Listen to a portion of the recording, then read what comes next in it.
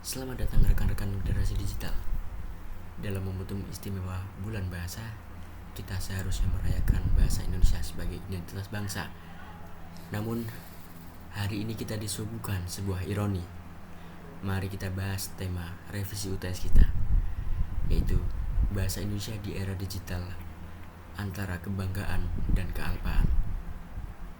Kita bangga memiliki bahasa persatuan, tetapi mari kita lihat kolom komentar di Instagram, TikTok, ataupun X. Di sana, kata-kata kasar, body shaming, dan ujaran kebencian bertebaran dengan sangat luas. Ini adalah wujud kealpaan kita. Sebelum melangkah lebih jauh, saya, Avanza Septian Tridida Anggara, dengan NIM 104 mengajak Anda merefleksikan apakah kita rela bahasa Indonesia yang agung ini tercemar oleh ketidaksantunan. Masalah aktual yang kita angkat adalah penggunaan bahasa Indonesia yang tidak santun di media sosial. Fenomena ini bukan lagi sekedar masalah salah ketik, melainkan krisis etika berbahasa. Ketidaksantunan ini mencakup, pertama, bahasa yang sangat eksplisit kasar. Yang kedua, fitnah dan hoax yang disebar dengan narasi provokatif.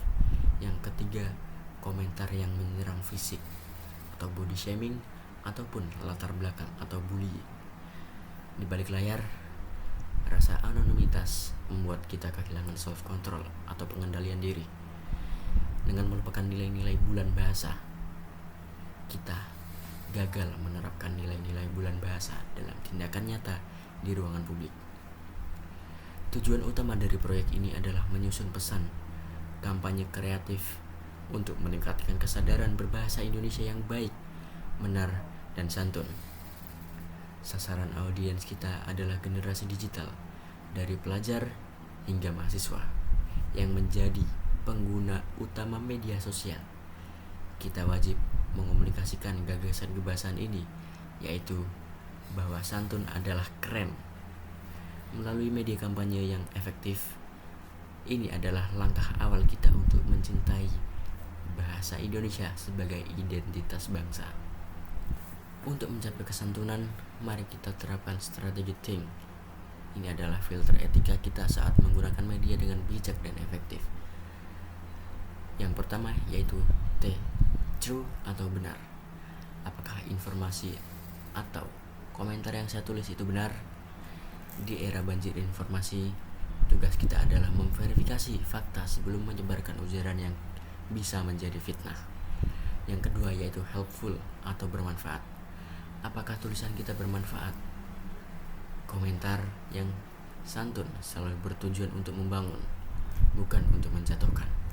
Jika komentar Anda tidak menambah nilai, lebih baik diam. Yang ketiga yaitu I, inspiring atau informatif atau inspirasi.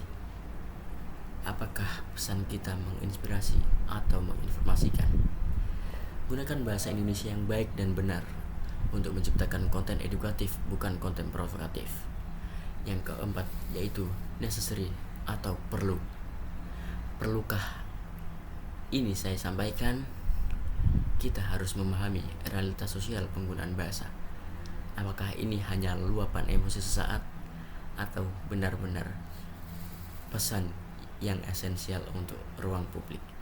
Jika tidak perlu jangan diketik, dan jika perlu boleh kita suarakan. Yang kelima yaitu K, kind atau santun. Santunkah bahasa yang kita gunakan? Poin ini adalah penekanan utama proyek revisi UTS kita. Selalu gunakan bahasa Indonesia yang santun.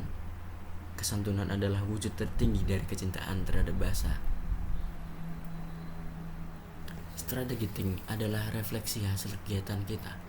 Dampaknya terhadap kesadaran bahasa sangat besar. Ia mengubah kita dari netizen pasif menjadi agen perubahan etika. Media sosial akan menjadi tempat untuk berdiskusi, bukan untuk bertengkar. Kita harus mampu menghasilkan dampak positif, yaitu peningkatan kesadaran untuk menjunjung bahasa Indonesia yang baik dan benar dan santun. Mari kita buktikan bahasa Indonesia di era digital adalah sumber kebanggaan. Mencintai Indonesia adalah tugas setiap warga negara. Lakukan proyek kampanye bahasa ini secara individu dan daring. Publikasikan konten Anda dengan tagar resmi dan jangan lupa mendapatkan umpan balik dari responden. Slogan kita, jempolmu harimaumu, tulisanmu cerminan dirimu. Gunakan tagar wajib untuk publikasi, yaitu yang pertama, bahasa santun keren. Yang kedua, bijak berbahasa digital. Yang ketiga, bulan bahasa 2025. Dan yang terakhir, bahasa Indonesia banggaku. Terima kasih. Wassalamualaikum warahmatullahi wabarakatuh.